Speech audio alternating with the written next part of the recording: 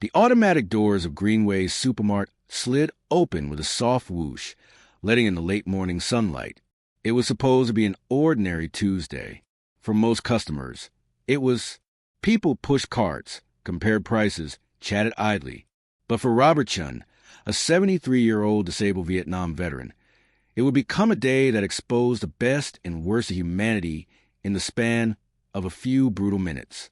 Robert moved slowly down the aisles, steering his wheelchair with practiced hands.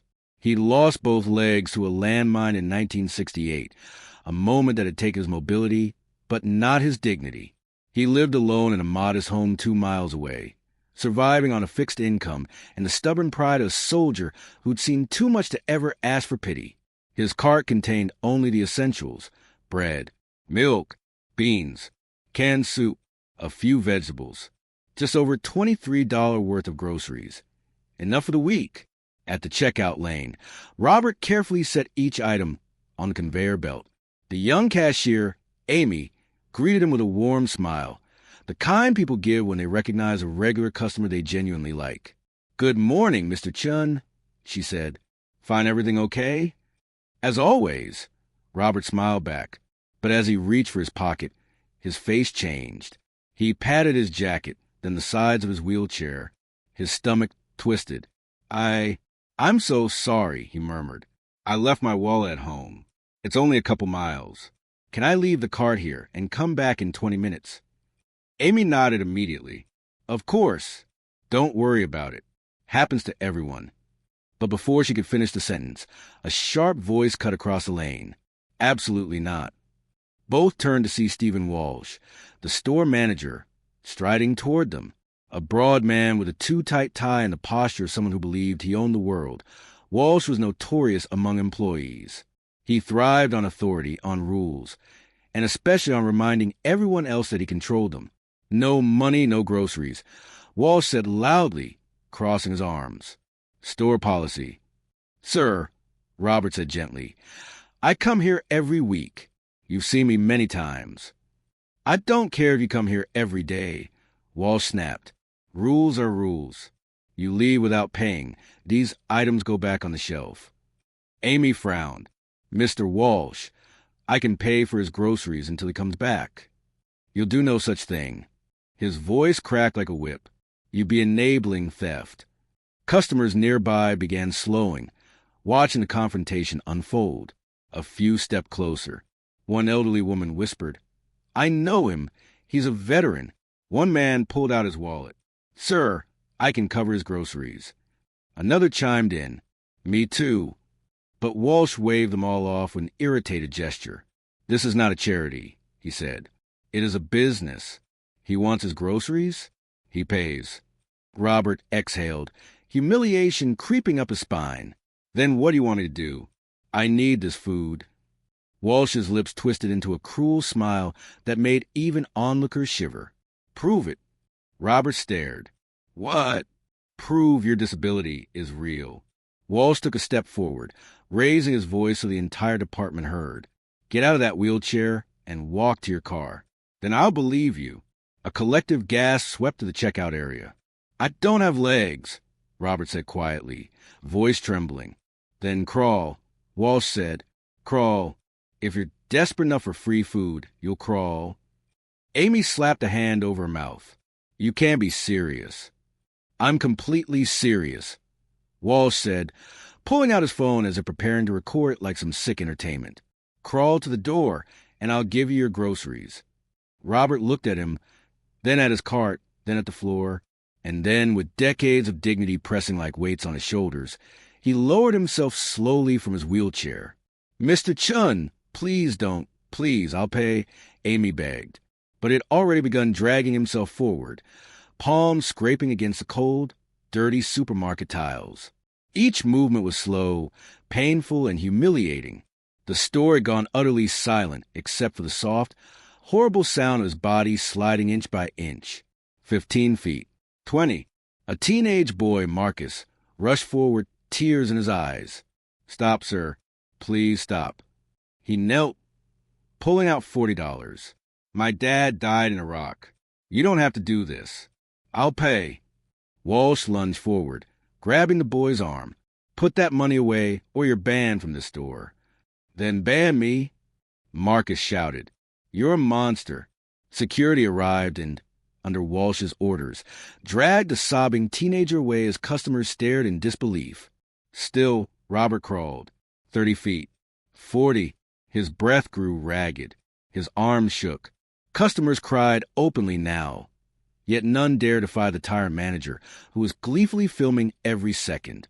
Finally, Robert collapsed near the entrance, chest heaving, hands filthy, tears running down his face.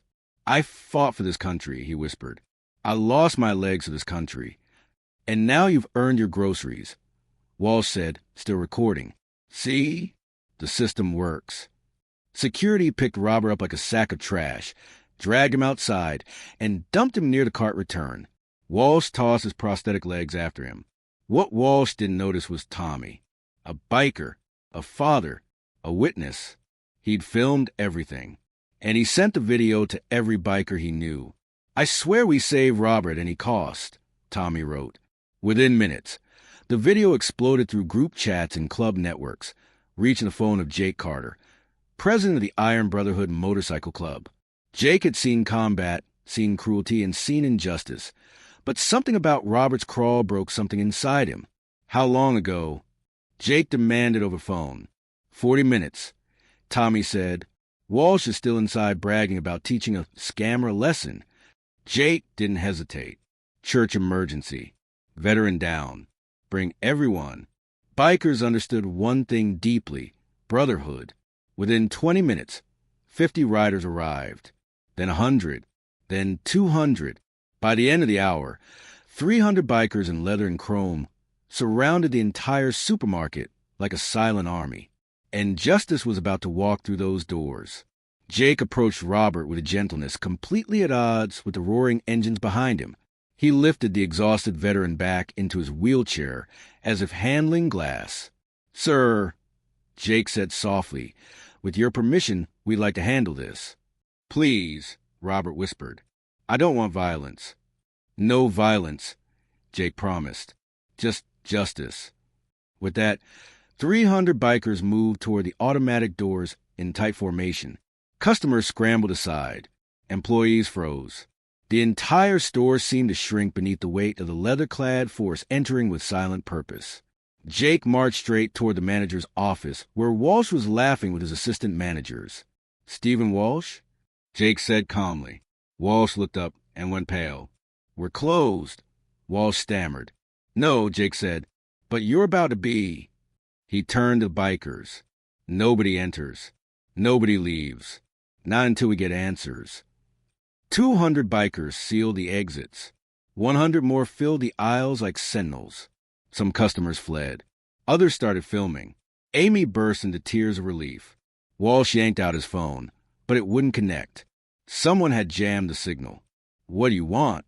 Walsh demanded. "An apology," Jake said, "to the veteran you forced to crawl like a dog." "I don't apologize for enforcing store policy," Walsh snapped. Jake took Tommy's phone and played the video. There it was. The crawling, the laughing, the cruelty. In 30 seconds, Jake could send it to every news station in the state. "Unless you come outside and apologize," Jake said. "Right now." Walsh's face drained of color. "You're blackmailing me." "No," Jake said. "We're giving you a choice." With 300 bikers watching, with cameras recording, with the video already spreading online, Walsh had no escape. "Fine," he growled. "I'll apologize." They brought Robert back inside, surrounded by a wall of bikers who treated him like royalty. Cameras pointed from every angle. Walsh swallowed hard. "I apologize for any misunderstanding." "Not good enough," Jake said. "Tell him what you did." Walsh clenched his jaw. "I made you crawl to prove your disability, and I was wrong." "Why?" Robert asked softly. Walsh froze. Because he liked power. Because humiliating someone made him feel big. But he couldn't say that. "I thought you were faking," he muttered. "Did you look at my prosthetic legs?" Robert asked. "My wheelchair? My veteran plates." Walsh said nothing. "You didn't care," Robert whispered. You just enjoyed the power. Every camera captured Walsh's guilt. His career died right there. Jake turned the crowd. This man humiliated someone who fought for our freedom. Until he's fired and this store apologizes, 300 bikers stand here, and this store shuts down. You can't shut down our store.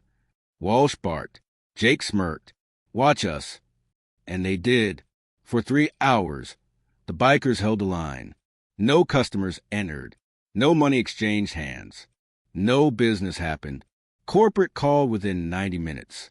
Walsh was fired instantly. When the district manager arrived, he apologized to Robert in person. But Robert had a request. Amy tried to help me, he said. She offered to pay when your manager wouldn't let her. Recognize her. We'll acknowledge your service, the district manager promised. Not enough, Robert said. Promote her. Make her the new manager. She's only 19. And she has more compassion than any manager you've ever hired, Robert said. Age doesn't determine character. Amy was promoted on the spot. Her first act as manager? Buying Robert's groceries herself and delivering them to his home. Walsh later tried to sue for wrongful termination. The video destroyed him. He now works in fast food. His management days? Gone forever. Marcus, the teenage boy who tried to help, was made an honorary member of the Iron Brotherhood. The bikers paid for his college education. And Robert became a legend. He visited the store weekly. On his first trip back, 300 bikers escorted him. Amy gave him a lifetime discount card. But Robert rarely uses it because the town refuses to let him pay for groceries anymore. Last Veterans Day, Robert rode in a sidecar during the memorial parade, flanked by 300 motorcycles. People lined the streets, saluting the veteran who'd once crawled on a supermarket floor, but now rolled through town with an army behind him. Because sometimes justice doesn't wear a badge. Sometimes it wears leather and rides a Harley. Stephen Walsh learned that too late. He made a veteran crawl and woke an army that shut down his store, ended his career, and reminded the world of one truth. You don't humiliate those who sacrifice for the country. Robertson may have lost his legs, but he gained something greater, a brotherhood willing to go to war for him.